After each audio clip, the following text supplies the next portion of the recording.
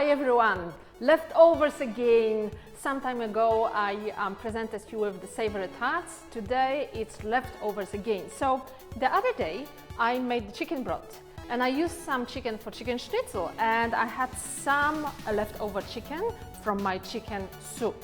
I also looked through my freezer and I found that there is Australian carrots, peas and corn, frozen mixture of veggies. I want to use it too. I have a short crust pastry, just one sheet. So I thought, how do I do just with one piece? So what am I going to do? It's actually a chicken veggies pie, which I will put into my little pie bowl, whatever you have at home. And that's basically it. Most of the cooking will be at the stove, so we need to move there now. Okay, this is a nerve-breaking part of this cooking. I need to make a white sauce. Some people say so easy. I always get a little bit worried when I have to do it. What do you have to do first? It's to melt some butter. Depends on how much you want, how thick you want it, but melting the butter is the first thing. Let's do it.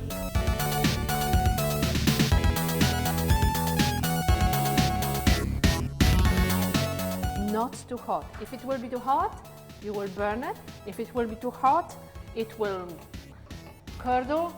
All of those things that you don't want to happen will be happening then. There you go. Just patience, patience. You can do it.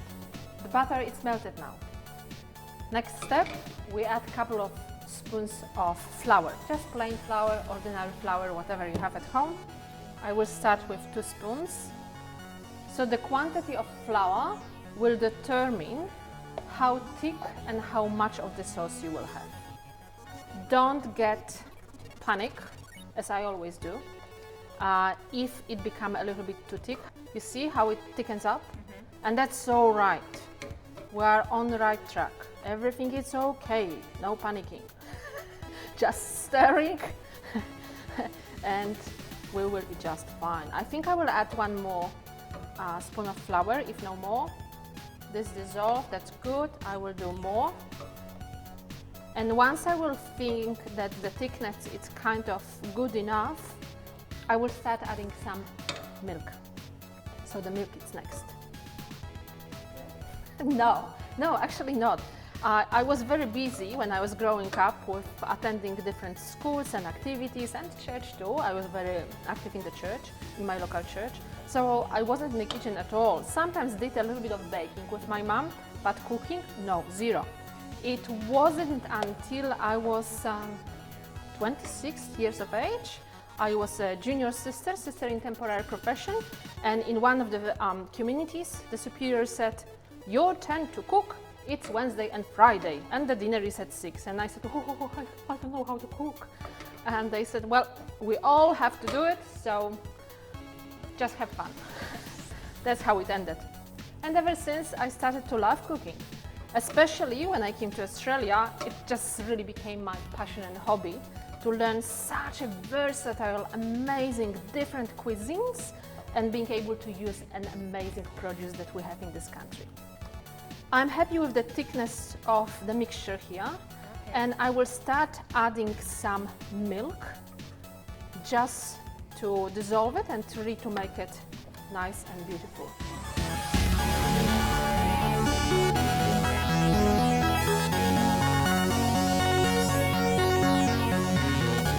Dissolving, dissolving, dissolving. You see?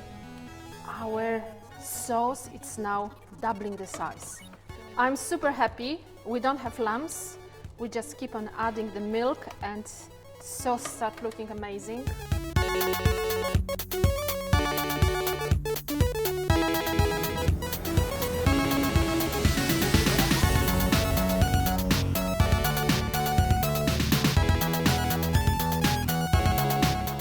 Come here and see the reason of my stress. I have few lamps here. It's all right. That's not the end of the universe. Just small flame, keep on stirring, stir vigorously, make sure that they will go away. Yeah, sure, look, the deal really depends on the place, and I'm talking around the world, different countries, different convents. Most of us actually live in the small communities, and when I say small, that varies from 3 to 30. So here in Australia, our biggest community will be the community of 9. Average community will be 3 to 5 sisters. And no, we don't have cooks. We just have to share the workload of cooking among ourselves, the same as we do with shopping or anything else. I think that in each community we have our sisters who have their signature dishes. So we know that if it will be Sister Rita, she will do her amazing spring rolls. Sister Margaret will make her favorite laksa. Quite often people ask me for my mushroom soup and pumpkin soup, so yeah, those vary.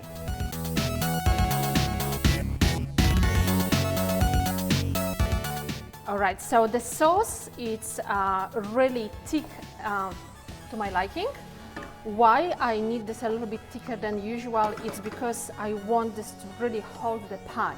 I will add a little bit of grated cheese. This one is fancy, pecorino romano, but whatever you have at home. Just to add a little bit of a cheesy flavor to our pies, chicken pies. If you don't have a cheese, it's okay, no problem.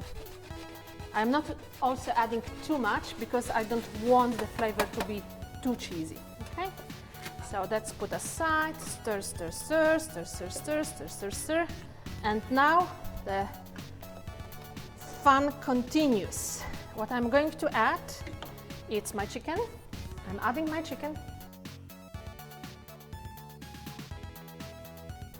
I will stir it first.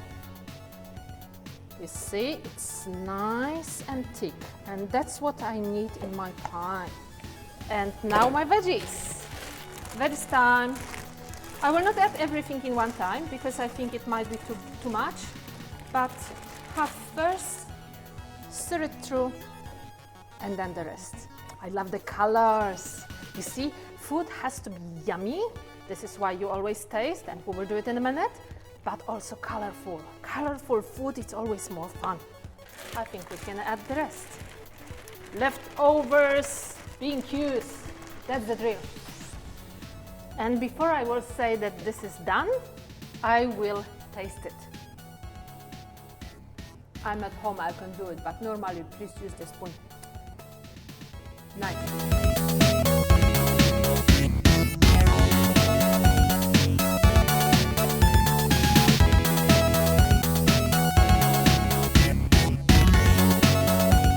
Alright, this is exciting. We are nearly there. What I have here is kind of bigger ramekins with some oil which I sprayed and some breadcrumbs.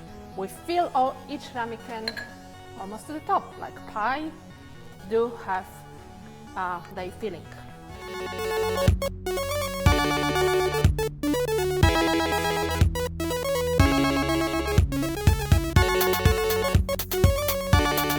Just by the way, I have never done that before, okay? But that's live. I think this quantity is quite good. So we have exactly for 4.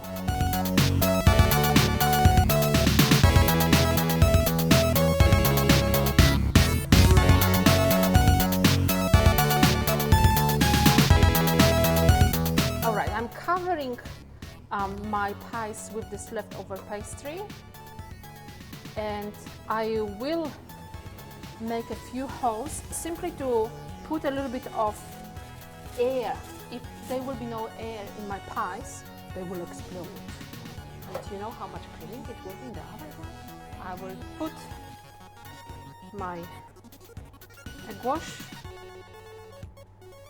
that gives you this beautiful sealing. It seals your pie, but it also, what it does, it also will give you the beautiful glaze, and you need that. Food needs to look beautiful.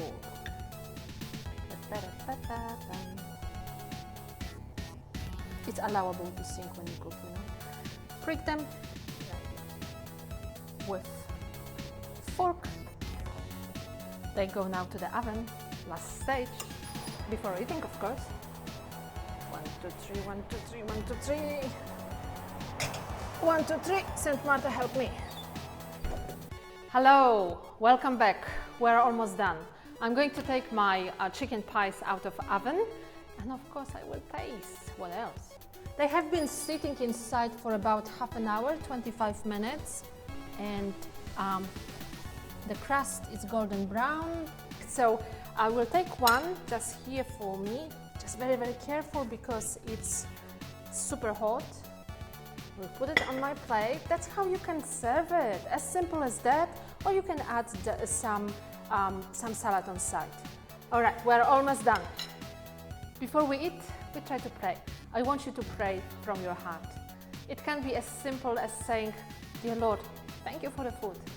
Thank you that I had leftovers, which I could use. Thank you that I can feed my family. And thank you for gathering us together. Amen." I will make a hole. There are different techniques of eating pie. My technique is to open it first. Let's try the crust. Yum, hot too. And then whatever is inside. So good.